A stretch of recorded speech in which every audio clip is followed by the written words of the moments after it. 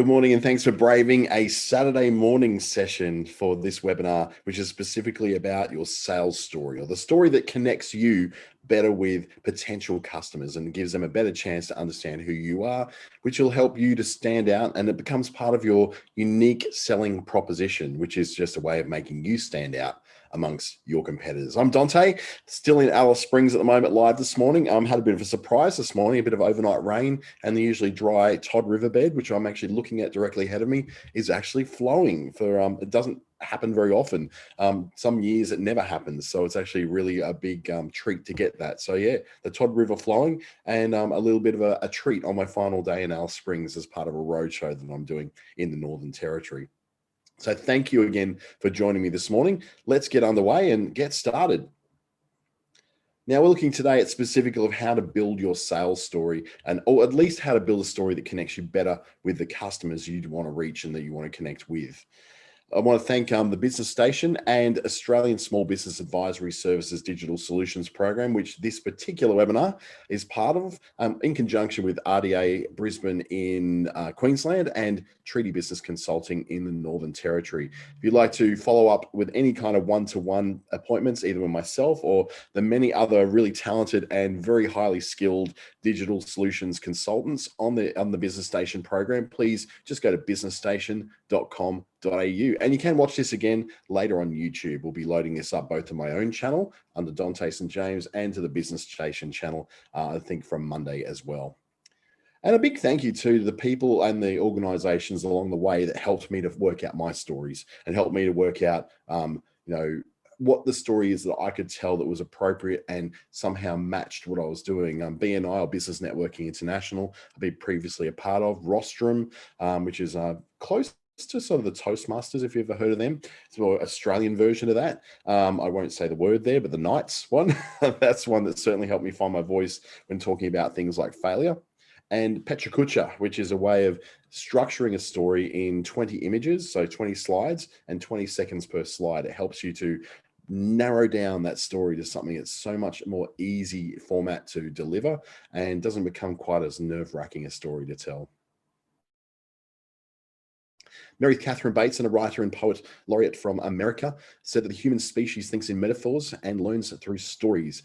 Dot points are great, but we tend to learn through the stories of those who came before us and those who are somehow a little bit more further along the path of life than maybe some of us are. Who this is for, though, in the business sense, is for sales reps. So you kind of know the process of selling, but you'd like a little bit of an extra edge. You want something that's going to connect you a little bit more closely to potential customers than just simply the offering that you're putting in front of them.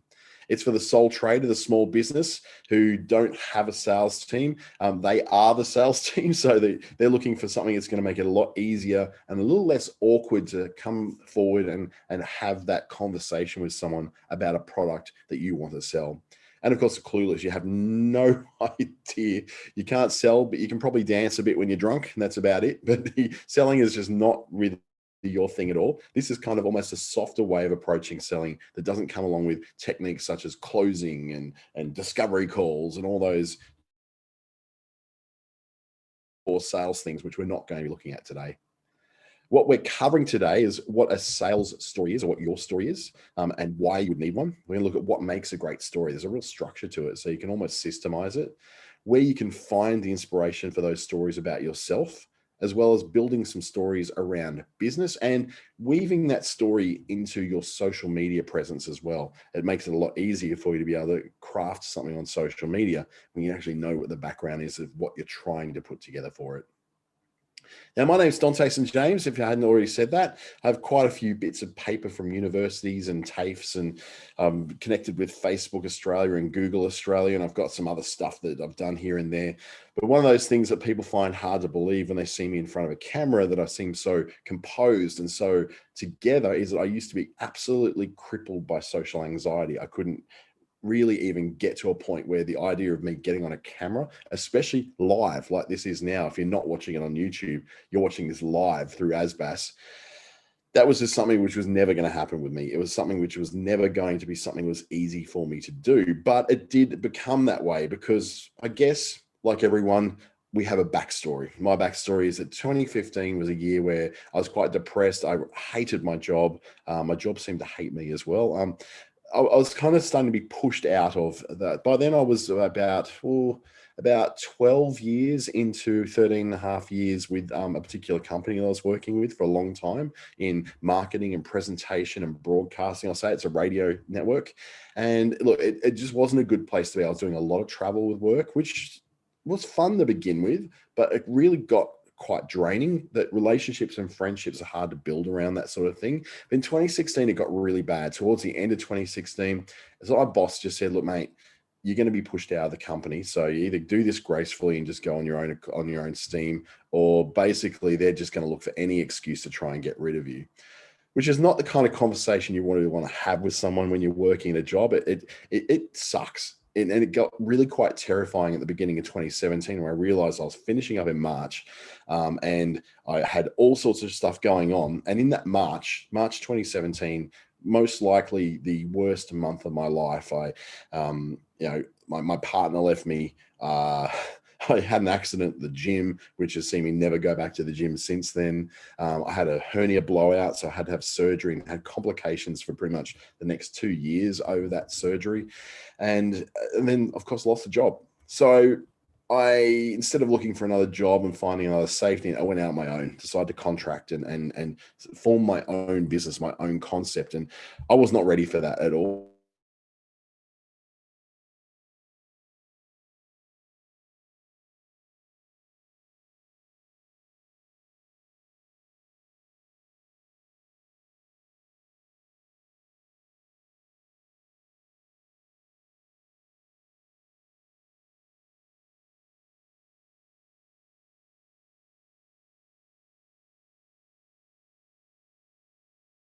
Working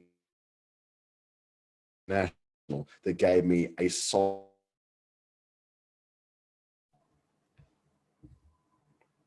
Sorry, I just went offline there for a second. Gave me a solid structure with which to share my story and to help me to become a more confident presenter. Also got in touch with Rostrum International, which is an Australian group that helps people to do better public speaking.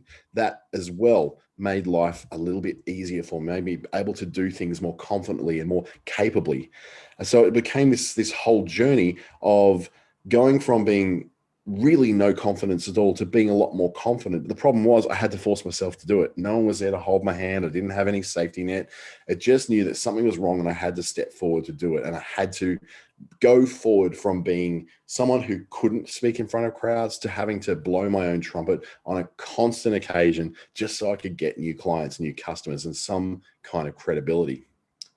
Now, that's one of my stories, and I've used something in my life to build a story around to make a point to you that there is a backstory that we all have, or there's a journey that we've all been on in some way that helps form part of the story that makes you a person. Now, I've drawn a pretty raw period of my life, which was actually a really hard period of my life, but that kind of thing can help either endear or connect you with someone who goes, yeah, I've had those periods of my life too. I'm a small business owner too.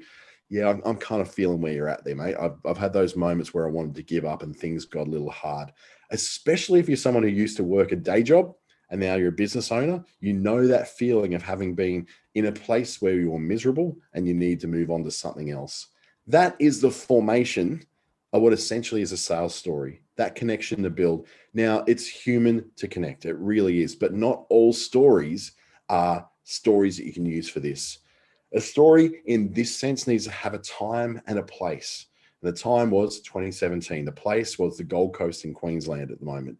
The main character was me, and the goal was to get from where I was to where I was going to be. But the obstacle was that I had no idea what I was doing, crippled with anxiety, and needed to get through to a resolution. And I found, I guess my heroes in that were through BNI, through Rostrum, through other organizations like Petra Kutcher and F Up Nights, which helped me to bring myself forward into a screen.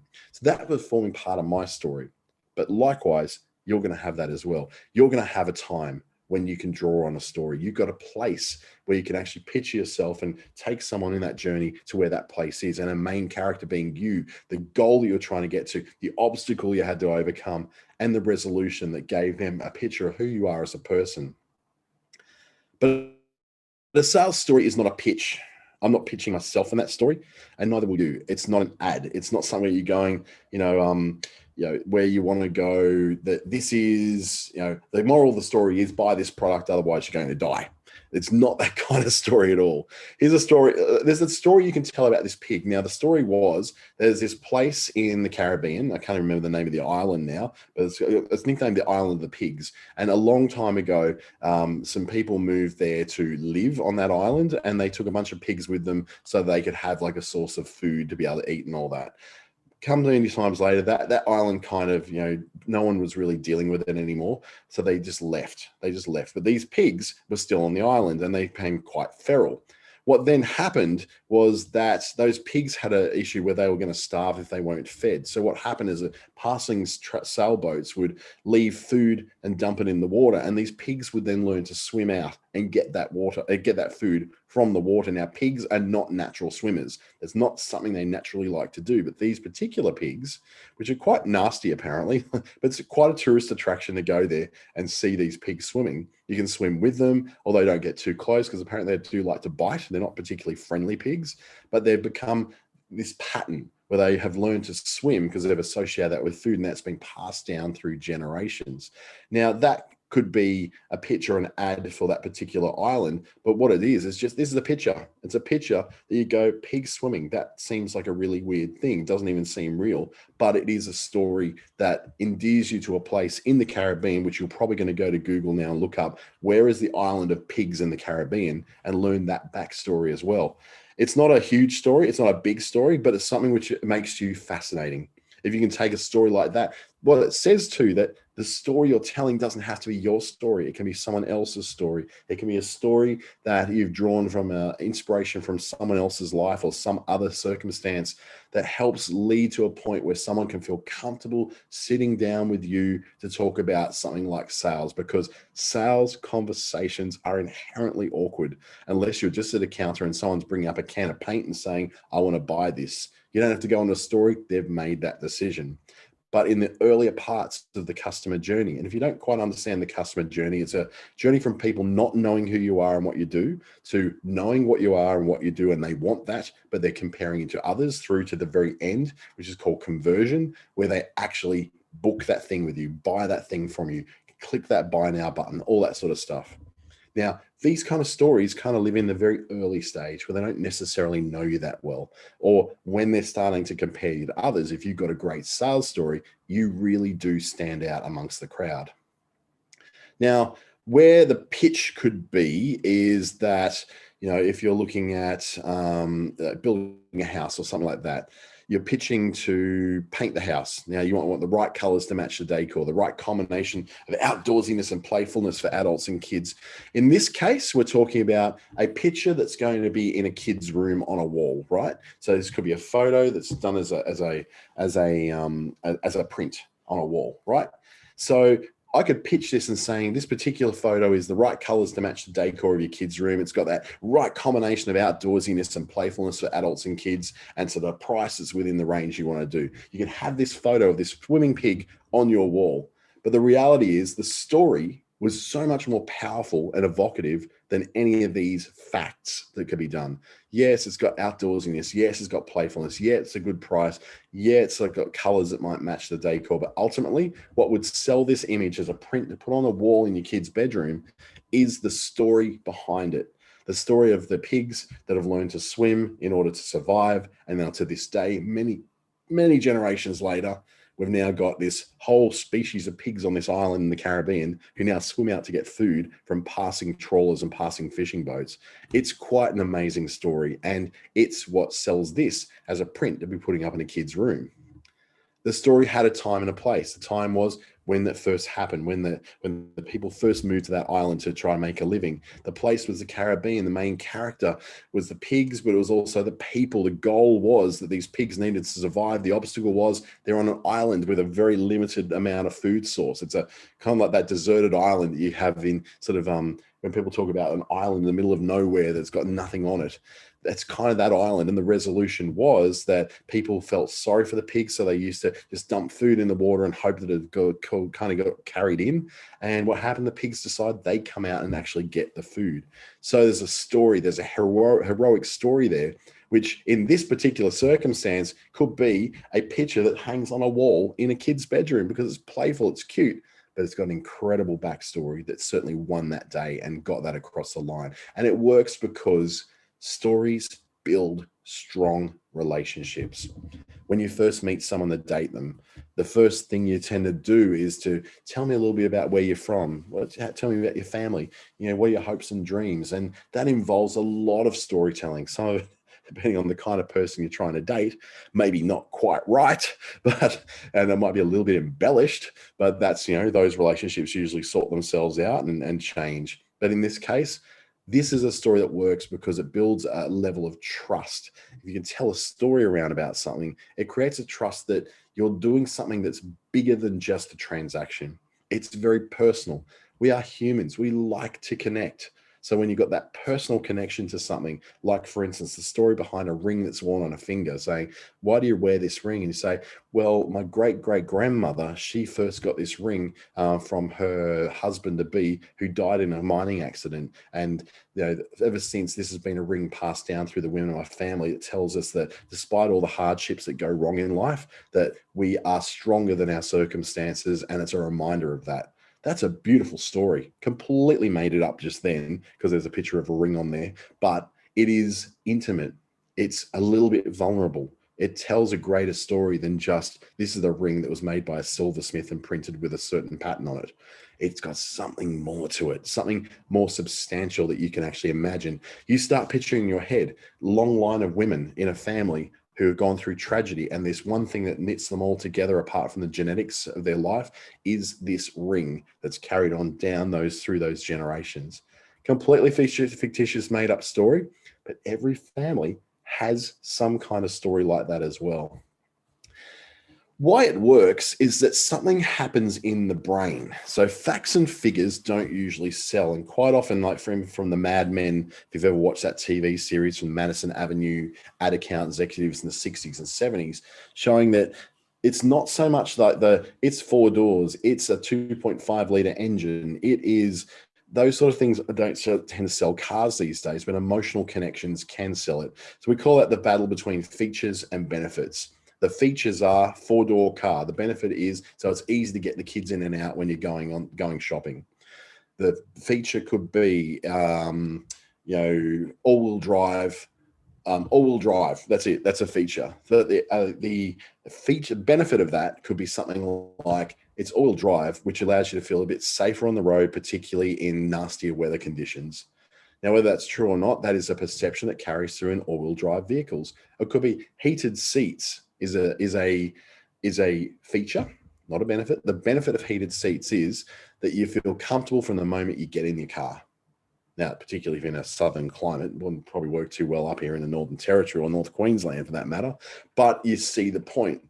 Why these sort of stories work, because something happens in the brain that fires off what we call both a combination of dopamine and serotonin. Dopamine is that really feel-good drug. It's like the addictive side of it. So if we hear a great story, we go, "Ooh, that feels really good. I can relate to that." And so you want to hear more stories. You want to hear more stuff. You want to be more connected. Those sort of stories also hit off oxytocin, which is a particular chemical which we call like the love hormone. It's like a peptide that goes through our systems and allows us to feel connection. It's the connection between a mother and a baby when they first bond. It's the connection when we hug someone who we love. We have that oxytocin flow that actually, it relieves pain, it makes us feel more connected, and it's like the love chemical pretty much. It's the love chemical we feel when we're around that person who we really, really, really keen on, and they just smile and we go, "Ooh, it feels so amazing," that thing. And given it's Valentine's Day tomorrow, at the time of the recording of this and the time of the broadcast of this, probably quite appropriate. There's a lot of stories that are going to be told in the next 24 hours. Another reason why it works is because stories stick, facts don't stick. The long bullet lists, the long tables of features of a car don't stick, but the story behind the car does. The story behind Henry Ford and how he was the first man to sort of get the production line into process, overrides the fact that Ford Motor Company was did this much in profits this year and had an EBITDA of that. It's not those things that stick. It's the story behind people like Henry Ford, like the Toyota sewing machine company that eventually became the Toyota car manufacturer. Emotional connections do stick, but facts and figures don't stick. There's a story about how it works. It's a bunch of guys I believe they were in California. They decided to do an experiment on eBay. So they got themselves a jar. They went to like garage sales, basically. Went and got like old toys are in garages. So got a jar of marbles, a pink toy horse. So you know those like hobby horses. Got one of those and a wooden mallet. Just a wooden mallet that you'd normally like hit in tent pegs and stuff like that, right? Now, they spent $128 in total at these garage sales buying, what essentially was a mason jar full of marbles, a rather, well-used pink toy horse and a wooden mallet that'd seen better days. What they did on eBay is then they went to sell those items. So the items themselves cost them $128 to get together. They end up making $3,612 because they used storytelling in each one of those things to see if the storytelling theme was something that could carry across to the e-commerce environment. And it did in spades, making that much from $128 investment. That's a good day's work. But involved them telling a story behind the jar of marbles and saying, these jar of marbles were once owned by my grandfather who blah, blah, blah, blah, blah, tell the story. In this case, they're fictitious. I don't suggest you do fictitious stories because they can be caught out. And if you don't believe the story, you have a lot of trouble selling it and a lot of trouble telling it. So, which means people won't believe it and they'll just go, yeah, you're full of crap, mate. You're completely full of crap. But in this case, they were quite masterful copywriters and they worked, I think, for a radio network, if I'm not wrong. And they talked about this jar of marbles having significance to the grandfather who passed it down to the son, passed it down to the grandson. And now, of course, we've decided that it's time to sort of hand this over because, marbles, my kid nearly, choked on the marbles. So I need to kind of pass this on as something to someone else to get some joy in their life. Same story with a pink toy horse. It was just a crappy old pink toy horse, which they managed to turn into a greater story about how this girl, she had this pink toy horse and it was her best friend and she called it Nancy. And Nancy went everywhere she went with it. And she was so connected to Nancy that even when she went into her adulthood, she took Nancy with her, but now of course she's looking at changing her life and doing different things, and she realized she had to let Nancy go because it represented a time in her life that was quite painful, and she wanted to now let that go and let Nancy bring joy to someone else in their life. A $128 investment brought them back $3,612. That's a pretty tidy day's worth of work at the garage sales. And it was simply that they wanted to do an experiment to see the impact of storytelling in an e-commerce environment, which of course, if you've got an e-commerce website, a Shopify, a WooCommerce, any of those guys, you've got the opportunity to tell a better story around the products you're selling rather than just the features. Now, you go to any small business e-commerce website and see just the scarcity of information written on each product they're trying to sell. It's like they don't even want to sell the thing. They're just saying, this thing will sell itself because it's all natural. It's got ingredients. It's infused with Kakadu plum. It's infused with, bush pepper. It's going to help your skin shine. But they're not telling the story, the provenance of each of those ingredients, which is a much greater story that has tens of thousands of years of history behind it in use in bush medicine, which is a far more compelling story than it's all natural, it's organic, and it has this in it. That's the power of a story. It takes what is just mundane ingredients and turns it into something quite compelling. And that's the kind of thing that so many businesses, particularly more successful ones, tend to do because stories are quite contagious. If you're just doing a sales pitch, that's just going to sit in the room. A sales pitch is not something that anyone looks at and goes, wow, I really need to tell the world on social media all about this sales pitch I just saw. It's just ridiculous. That's where a lot of network marketing companies are trying to overcome, the fact that they have got the logical reasons why people should get involved in that network, but it doesn't work. No one shares that. But once they see an opportunity and a story that really connects them to why they should be part of this, then you suddenly see how a story can fly around the world. A PowerPoint presentation, this PowerPoint presentation is going to be forgotten by this time tomorrow. You're not going to remember any of this stuff that's in there. But I can guarantee that Pig Island, that story from before, you'll remember that for a long time, to the point where you're going to go and probably look it up at some point just to see, wow, I need to learn a lot more about Pig Island. It sounds absolutely fascinating, right? It works because customers innately want stories. It's kind of hardwired into our DNA. Stories are the method that we shared, our experiences and our important things in life, and passed upon great learnings to our kids from when we were living in caves in the Neander Valley as Neanderthals back in, how long ago? Hundreds of thousands of years ago. Stories are the core of the stories that are told on this land that we're sitting on right now. I'm sitting on Aranda land, and the stories that the Aranda tell about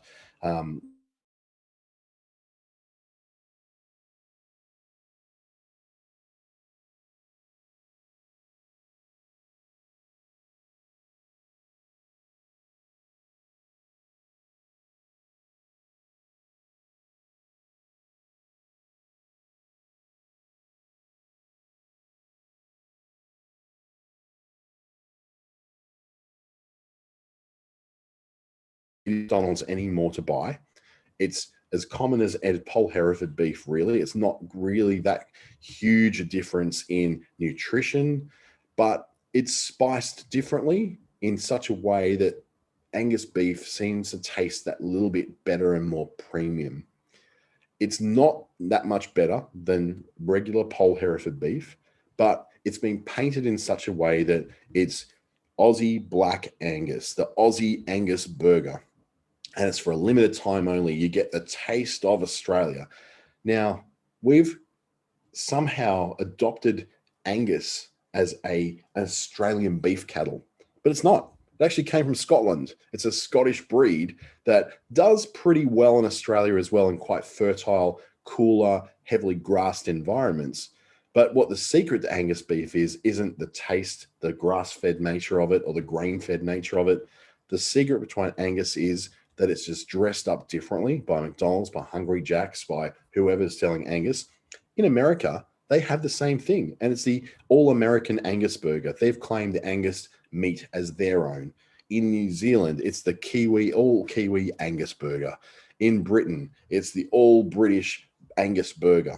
But this is a breed of cattle that started off in Scotland and has kind of worked its way all around the world. The nature of the beef doesn't necessarily taste that much better, but depending on the breeding conditions and the way it's spiced and treated when it's processed into a burger patty, means that it seems like it's so much more significant than what it is. It's not that much different to the regular McDonald's patty, but they just make it a little bit thicker, so it looks like it's big and juicy and full of flavor, much more so than the regular patty. Single origin coffee is another one of those things where it just makes no logical sense why a single origin coffee from the highlands of Ethiopia will be so much different to a blended coffee that takes in a bunch of different places as what it's doing. It's not that anything's it's all the same. It's just that it's just one of those things where you go, I want the single origin coffee. It's going to cost me $2 more to get it. But man, I'm going to get it anyway because I feel special. I feel like I'm somehow supporting that subsistence farmer in the highlands of Ethiopia. It's just a really good way of painting a marketing story, essentially. And organic food is much the same. Whilst there is no scientific proof whatsoever of the benefits of organic food over non-organically produced food, there's a story that's been created around it, which is dispersed all around the world. And it's one of those things which says it's logical to think that if food is treated a certain way and grown a certain way, and if it's organic, it somehow is got a better nutritional value and it's free of pesticides, which is actually not true. Good question here from Andrew asking, wondering where is a good place to put the stories, blogs and social media posts, or it's just everywhere? This specifically is more about weaving the stories into the conversations you have with your customers. Now, obviously then they can be woven into your social media. They can be woven into your website. In your About Me page, that's a place to do it. Stories can be about the particular product. A single origin coffee isn't a single origin coffee until we tell you that it's a single origin coffee. Otherwise, you're just getting a flat white. You say, oh, it's actually a single origin flat white made from the beans particularly brought from this particular farm where a family's been working this farm in Ethiopia for the last 30 years. The family came through the Eritrean War, and they lost their farm at one stage, were able to get it back, build themselves up from the start, and now they produce this phenomenally unique coffee with chocolatey undertones to it that really just captures the qualities of the soil, the qualities of how they treat it, and the care that they take in the way that they hand produce everything. Now, again, that's just a story I just made up on the spot. But these are kind of stories that do exist behind every product, whether it's the Angus burger, which the story behind it is that it's a high quality grade beef. It's all that sort of things. It's just a way of just going, single origin coffee is not really a big deal. It doesn't actually have much of a different quality to it unless we add the quality to it. Now, and this is a great question from Julie, does your story lose authenticity if you add links to products in it? Not necessarily. It's still a story. You're just connecting a story with those products, especially when I'm talking about organic food. The organic food, I can talk about, what's his name? Blue, who produces it out in a sort of Humpty-Doo area in Northern Territory, just outside of Darwin. Blue has got this idea that he thinks that organic food is the future. He says, this is the kind of food we need if we are to survive as a species. He just decided to go, stuff it. I'm going to clear this land that I've got here of all the, rubbish that's on it. I'm going to turn this into a purely organic plot to grow vegetables to sell, a thing called organic ag. So he's done that. He's made a business out of it, and he's now brought other people in the business who are helping to expand that out. And now he produces fruit and veg boxes that are hand delivered to people's houses in the Darwin region. That's a story. A further story could be the reason why Blue decided that he was now going to be doing this. There was a long story behind it, which is all to do about health and the health of his kids and going through a health crisis of his own that actually brought him around to do that. But he can still link through to the veggie boxes he's telling in the story. And the same thing is, this is a sales story we're building here. So it's tying those into it. The ability for me to share my story much earlier on, which was a true story and very much does have a lot of pain behind it at the time, was to show you that that's part of my pitch as a person. It shows that not only have I been a small business owner who's done okay, I've done pretty well in some cases, but what it is, I actually came through some really rough times. There was an obstacle in my life I had to come over, and there was this month where things just felt like my world was ending. But within another 2 months, I just had forced myself to go through those things to make some change to get there. That adds to the credibility of me as a small business owner who trains other small business owners. It's no use just going to someone who's been a success all their life and never really had to struggle for anything and say, hey, can you help me create my small business? Because they go, yeah, just do exactly what I did. Whereas I'm saying, look, don't do exactly what I did, because it's a bloody hard road to go down. I'll show you the things I did that were successful, but I'm also going to show you the things that really messed me up and things I should never have done. That's much more authentic as a trainer to be able to give that story than what it is. It's just going, I've been successful. I built $40 million businesses. I'm like, well, if you're making $40 million businesses, mate, what are you doing training in this thing? So there's that kind of story as well that helps lead you towards credibility. And that's what happens with a story. A great story has certain elements that are going to make it easy for you to tell that story. So when you're forgetting all about the facts and figures, you go, like, the reason I got into this particular business was X.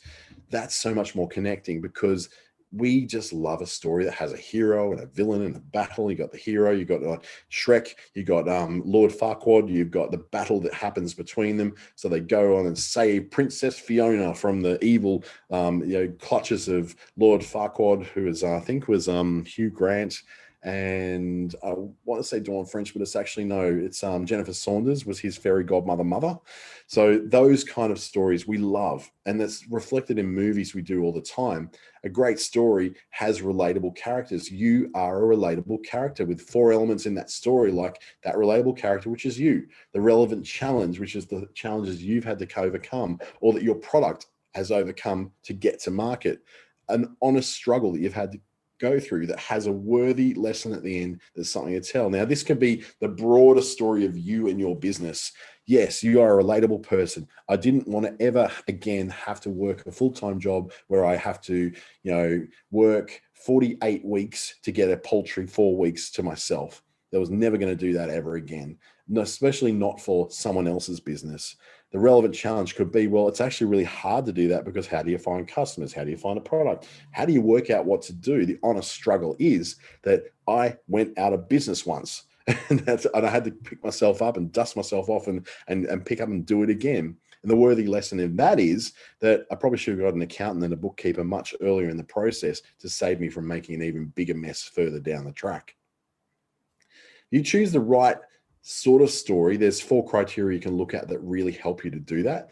And that's through like the Aaron Brockovich approach. What do you want someone to think, feel, or do? The Aaron Brockovich story movie was to let people know that there is time for justice and that anybody, just anybody can rise themselves up and take on the machine and have some kind of success. So in this case, what do you want someone to think, feel, or do? Do you want them to think that you're a person that they can trust? Then a story will help you get there.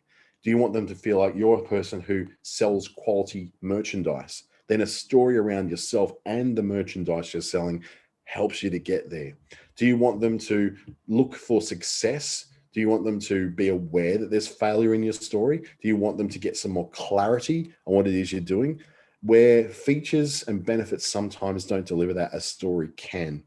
I'll try and pull out an example here from a very common product, perhaps something like IKEA. So IKEA names all of its products with Swedish names. What most people don't realize that with all the Swedishness around IKEA, where it started, their head office is now based in the Netherlands. It's not based in Sweden anymore. They're now a Dutch company. Weird, huh? With all the Swedishness and all the Swedish flag references around it and all the names of it, they're actually now a Dutch company.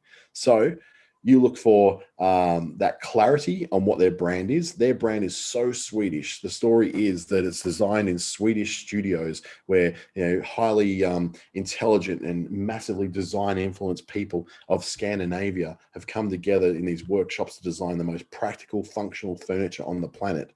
So there's a story that's been painted around IKEA that the reality is they're just another retail furniture store that sells meatballs in their cafeteria. There's not really much difference between them and anyone else except they sell meatballs in the cafeteria. You can use a hypothetical story. So for instance, a hypothetical story could be, imagine that you were someone who was working on a farm in the middle of nowhere, but you knew there was much more to your life than just working in a farm in the middle of nowhere. You wanted to go and do something else with your life. Well, this is one of those opportunities that gives you the chance to be that person that picks up something from their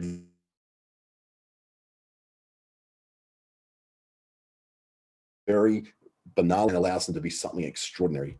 That could be a hypothetical question that you say to someone who's looking to change their life and go down into a personal improvement path or coaching path with you. But the thing with the hypothetical stories is you have to be honest about it being hypothetical. Don't just tell a story that's a lie, because you will get caught out for it. Because to be a good liar, you have to have a massively good memory, and most of us don't have that.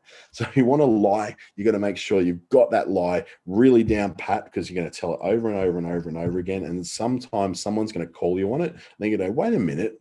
I knew you when you were 16. That didn't happen when you were 16. You went to the same high school I did. And then someone upends your entire story. If you tell a hypothetical, be honest that it's a hypothetical. Otherwise, that credibility you're trying to build through a story is going to be pulled apart. Lies do not do well, especially lies in stories. And with sales stories, you will get caught out and your whole reputation will be shot. People have had to leave states, leave cities, and move other places because they've done fake sales stories that have been caught out.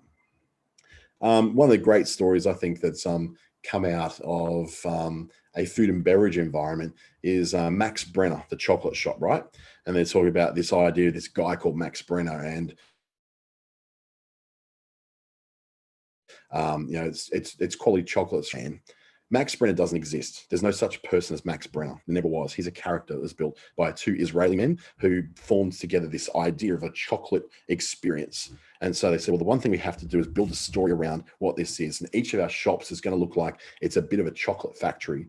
Now, there's no chocolate made in any of those stores. It all comes from a factory at a central place that then gets sent out to the different Max Brenner stores. If there's any left, like I think I've seen like one that's still around somewhere, and they used to be everywhere, but they're now kind of mostly closed down.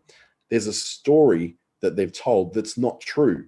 And when it actually came out and people started questioning it, who is Max Brenner?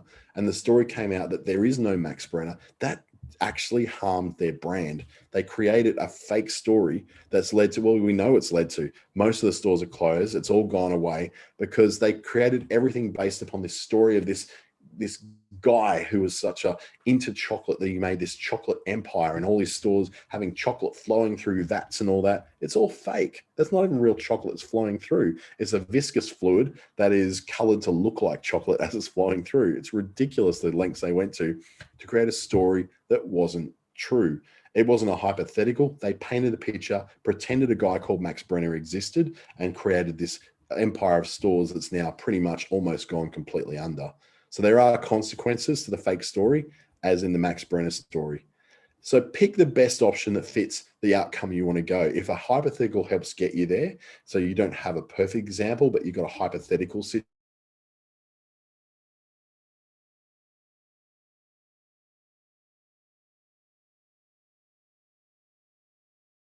if we were to do this with you, this is the plan we go under.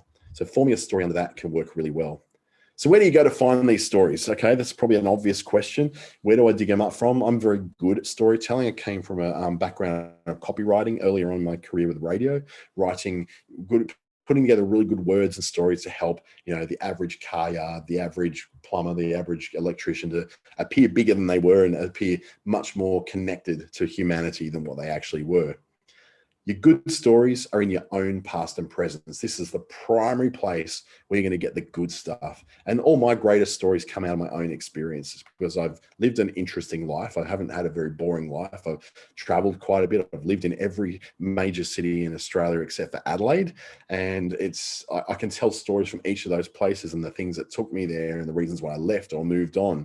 Why am I in Darwin of all places on the planet? And at the moment in Alice Springs, where it's actually raining in Alice Springs in the desert. It's awesome. It gives me great stories to tell because I've got all these stories, but you don't have to be a traveling Leyland brother. You don't have to be, David Attenborough to tell a story.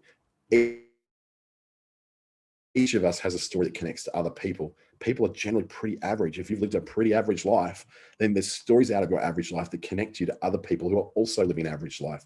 We're not all looking for the hero. We're not all looking for Shrek to come in and save the day. We're not all Princess Fiona. Sometimes we just want to have someone understand who we are so we can trust them enough to go, yeah, he's just like me. He has the same struggles in life as me. I'm going to choose him to work with, or I'm going to go with her because she does connect with what I feel as well. We have something in common. And I only know that because she shared a little bit about herself when we had that conversation. You can also ask around the people in your life to tell them stories about their struggles, particularly around your product. If your product is, I'm just going to say this, probably maternity wear. So maternity wear, because I'm working with someone at the moment in another program that is producing maternity wear. So with this particular maternity wear, the struggle could be that this woman had a lot of trouble finding maternity wear that made her feel like she was beautiful. And at her, she went through a very, and some mums, I think you're going to completely understand this. She had what she describes as a very hormonal pregnancy. She did not have a very calm pregnancy. She had a lot of wild hormones flying all over the place, and it was quite traumatic for her. So she really needed something that was going to make her not feel like she was just a fat mama. She wanted something that made her feel like she was beautiful. And so she found nothing of that on the market. So she created it for herself. So she went around and said, what is it that you think looks beautiful on a pregnant woman? They said, oh, look, just the pregnant women are beautiful in general. But they said when they go to that sort of thing, they wear that flowy clothing and you can see they're pregnant, but they've got flowy, comfortable clothing looking cool and comfortable. We think that's the most beautiful thing. And then she said, yes, I agree. Okay, that's what I'm going to do. So she had this story. You ask around the stories of other business owners, pull from stories from what I've told today. All of them except the ones which I've told you I've made up on the spot are real stories of real people and real situations. So you can ask around and see what the stories are of people who've struggled with the thing that you struggle with. If you're in a skincare area, you're selling skincare, all of us have issues with our skin. I've got this really weird, like, oily patch across my forehead. My forehead gets so bloody oily during the day. I have to constantly use like wet wipes to kind of not look like a big glowy pumpkin. So my story is that, what are the struggles that people who have with their skin? And I'm constantly in front of people. I have to keep washing my bloody face all the time to not look like a great big oily pumpkin. It's ridiculous. But that's a struggle I go through. If there's a skincare product that helps reduce that, then I'm looking for it. And your story about how you came upon that because you had someone in your life who had oily forehead and looked like a glowy pumpkin, well, then that's a story you can bring into that product. And do a bit of stalking around your competitors, do a bit of stalking around the kind of things that people struggle with when it comes to what you do. Google it. Ask about it. Listening on conversations at cafe to other mums if you're doing stuff for mums. Listening to guys at the pub when the things they're talking about, when they're talking about the struggles they have as a tradie that you want to overcome with your piece of software or your tool or your particular method or technique that you use to address that.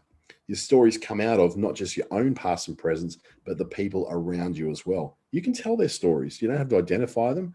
Just tell their stories, but make it clear this is not your story. This is a story of a guy you once knew, heard, or overheard at the pub, or overheard at mum's group, or it was a story you got from somewhere else. Be authentic.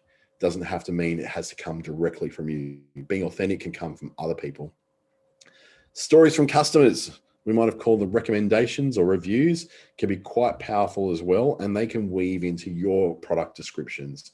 So if you've got someone who says, this particular supplement made a big change in my life. I'm an early riser, and quite often I wake up quite drowsy. These days, what I do, I've got this particular routine I go through, and this supplement early in the morning helps me to get up and go to the gym at 4:30 a.m. like a crazy person. That kind of stuff weaves into the story of your product. So if you've got the product and the description, what's in it, what is more powerful than that is hearing the story of someone who actually used it. So if Susie G from Wanneroo happened to use that particular product and got some value out of it, tell that story as part of your product description. That will speak way louder than whether you've got certain proteins like I don't know, L-leucine and all the different branch chain amino acids that are in this particular supplement. Most of us don't really care. What we want to know is, what is the outcome I'm going to get? And if I don't know from just looking at it what the outcome I'm going to get, then I want to hear a story from someone else who's used it, someone just like me who will get that same, and hopefully I'll get the same benefit out of it that they will. And listen to what your customers tell you. Listen to the feedback they give you. Some people, you'll hear them in a shop. If you've got a shop front, you'll actually hear them talking about, oh, don't use that one. That one doesn't really do anything. This one over here, though, does really well. And you go, I wonder what they were talking about. And you go and look at it, and they're two of the same exact product that happens to be just differently packaged. And for some reason, there's a story being shaped around one of them as not working and the other one as working. And you hear this all the time in supermarkets. Oh, don't get that cheese. That cheese is awful. Get this one. Look, it's only $1 more, but trust me, you're going to love it. And I can tell they're talking about the difference between and cheese in Woolworths and say the what they call now chia cheese, the old coon cheese, now chia, the different cheeses. Now, I've got a story that goes along that as well, which is about Colby cheese, Colby slices, right? The Woolworths branded Colby slices and the coon or chia branded Colby slices, completely different flavor to me. But what I didn't realize, they're actually made in the same place by the same company. It's the same cheese. But for some reason, I think that the coon one's way better. Crazy, huh? There's a story that's been falsed around that I've gone, for some reason, I bought into the coon or chia brand rather than the Hillview brand from Woolies. So there's this idea that a story can make something taste different. That's like the placebo effect when it comes to drugs and home remedies. There's a very strong effect that happens in healthcare. And this one here, it really tells that. I call this science versus mum. It's about a little story about colic and chiropractic. I once had this an interesting conversation with a woman on a forum on Facebook once. like one of those community pages, like the Gold Coast Community Forum or something when I was living there. And well, just hearing it out, and I have a background. My background is as a GP and as a psychiatric registrar doctor. That was my original career. In this case, though, this mum was talking about how she was looking for a chiropractor to help with colic, and she wanted to know all about it. Now, as a former medical professional, I went in there and sort of said, look, there's no scientific proof that connects anything chiropractors do with any good outcomes. In fact, there's a lot of scientific evidence that points to them not having a good outcome at all, but actually making problems worse. The problem that I had with my argument is that I was using zero scientific proof. I was saying it's utterly unrecommended by professionals. I was doing features of my argument.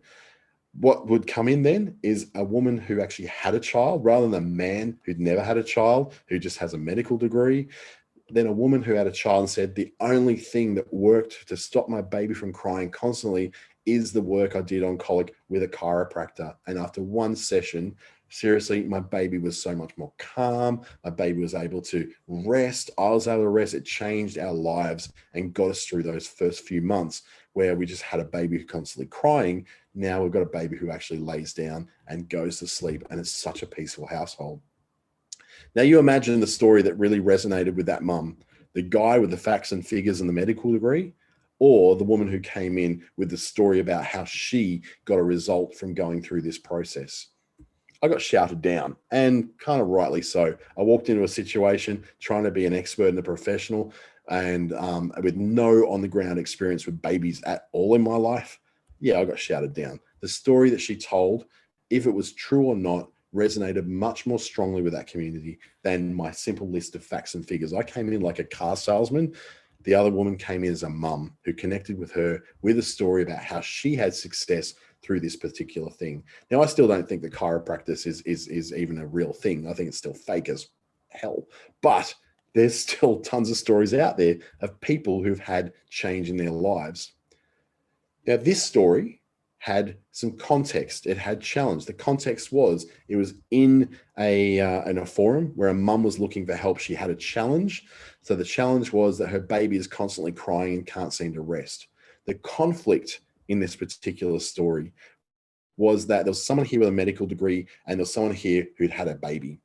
The resolution was simply that I'm going to go with the person who gave me the advice, who actually has a baby and did this, rather than the guy who's got a theoretical degree, who has, no idea what babies are like. This kind of thing carries over to what I call smelly oil. So essential oils. There's, again, zero scientific proof that a bottle of doTERRA essential oils will actually do anything in your life that's positive.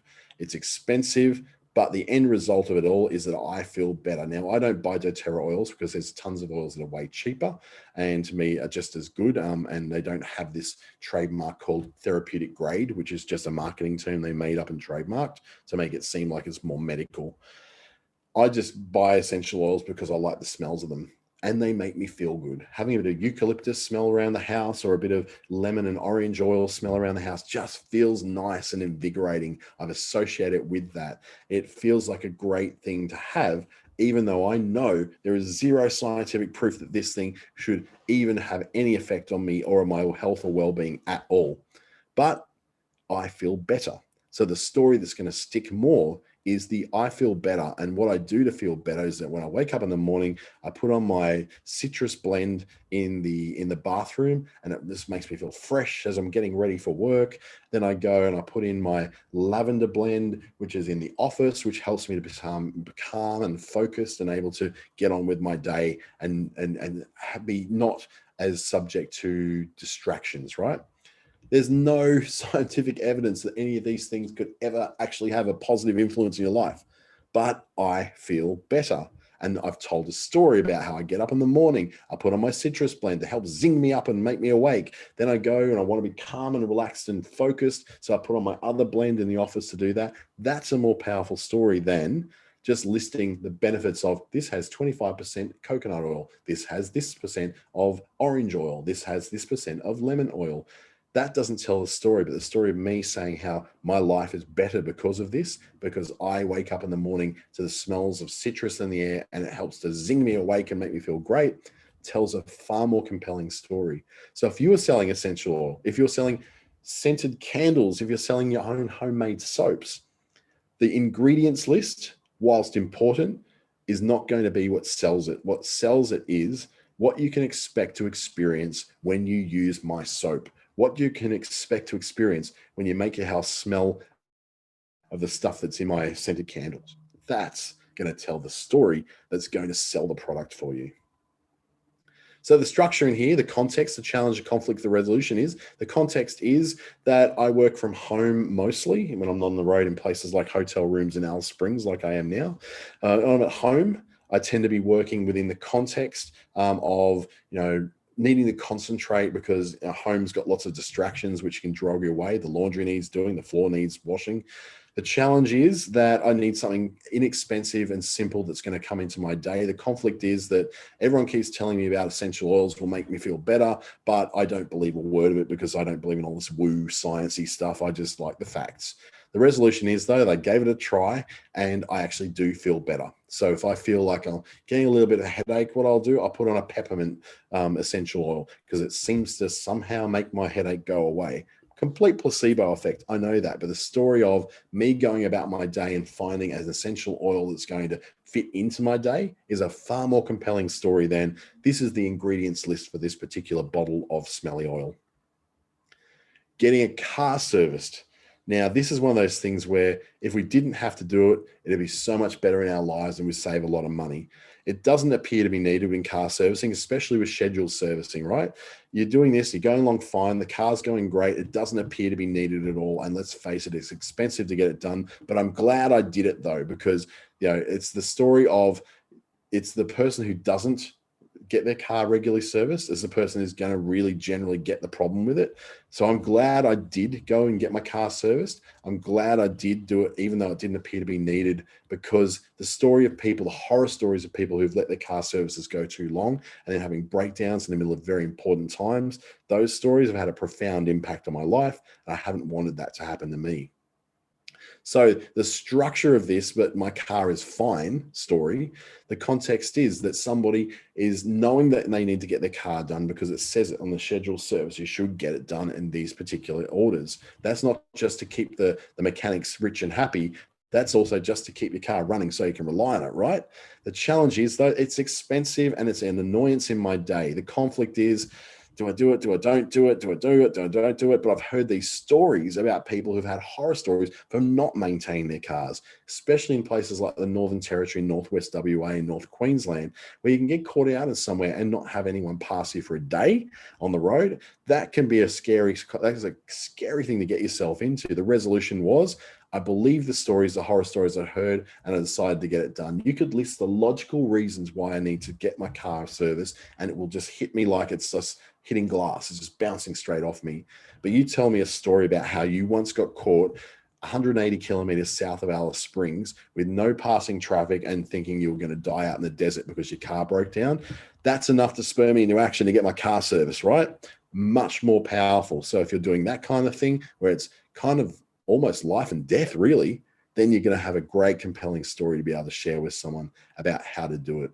And then weaving this into your social media is, yeah, sure, you might think it's an important topic, but no one's interested. But weaving it into social media is where you try and do things like telling that story in a way that makes it relevant to the person you're speaking to. So this, I guess, is where you've got to do a bit of work on understanding who your customer is, who the target customer is, and what it is that really appeals to them in a story sense. Because yes, it is an important topic and most people are not going to be interested in that important topic that you're sharing until you give them some sense of how it relates to them.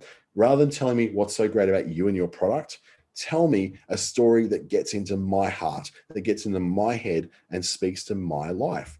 And then you'll get my attention and I may even share that story as well. There's dot points. So this particular one is that I had a particular webinar I wanted to do on diversity in small business. And it was a really hard thing to do is that because it was not a story that people really wanted to know about. It was very important to me though. And I wanted to have a story that helped small businesses to think with diversity, how to spot discrimination, how to bring inclusion into their marketing as well, but not preaching to the choir. So just going, I'm just doing this diversity thing because I know that my customers are like diversity minded, so I should do this, because it was me just going, look, this is just the right thing to do, right? But I couldn't get anyone interested in this particular webinar until I told a story.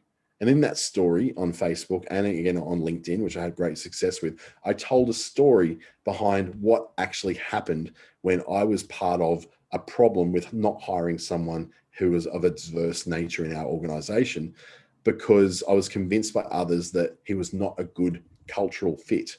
So this regional manager said, I was told that the regional manager is not going to like him because he won't fit in. Someone else said, do we really want a Muslim in this kind of workplace? Another person said, I don't think he is what we're looking for.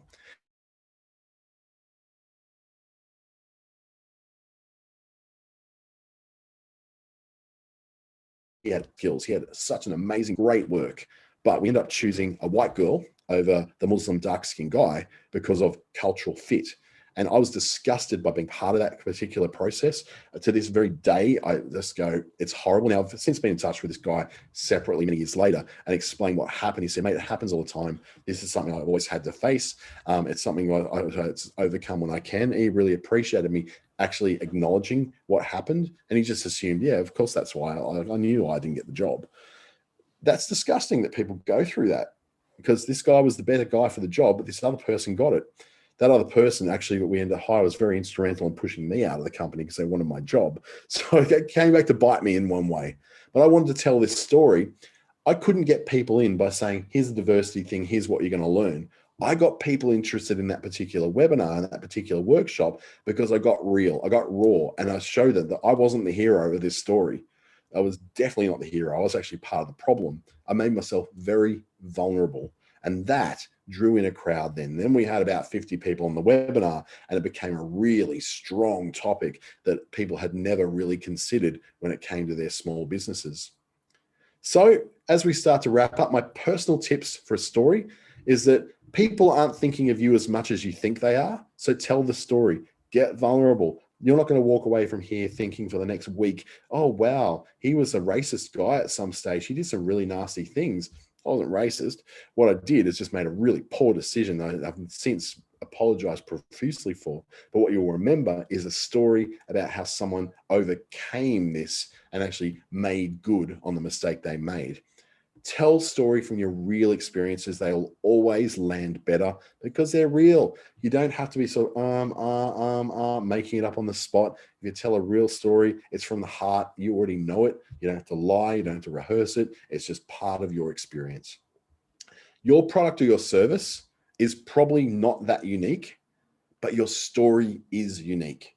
I'll say that again. What you do, what you sell is probably not that unique in the world, but the story behind why you are selling it, that's the unique story. That's the thing that can stand out when you're lining up 5 different people selling the same thing, same price, same presentation. The one that will win is the one that tells the story that drags someone in and makes them believe that there's something more to that product than what there is on those other identical products elsewhere.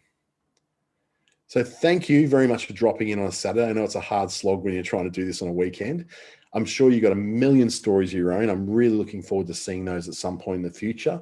If you'd like to run a story past me and ask if that's something that's quite appropriate, drop it into any one of my contacts there. My email, my Facebook, or my LinkedIn are all very much open for you to sort of, have a chat with me or to run an idea past me or clarify a point. This particular webinar will be up and going in about the next hour or two on my own YouTube channel, or you can watch it again via the Business Station YouTube channel as well. Again, it's been part of the ASBAS Digital Solutions program, thanks to Business Station, Regional Development Australia, Brisbane, and Treaty Business Consulting. Thank you so much again for spending a bit of time, not just in your business, but working on the things that are going to make your business work a lot more and a lot better in the future. Thank you so much. Have a fantastic weekend, and I'll enjoy this lovely cool weather we're having in Alice Springs. Thank you.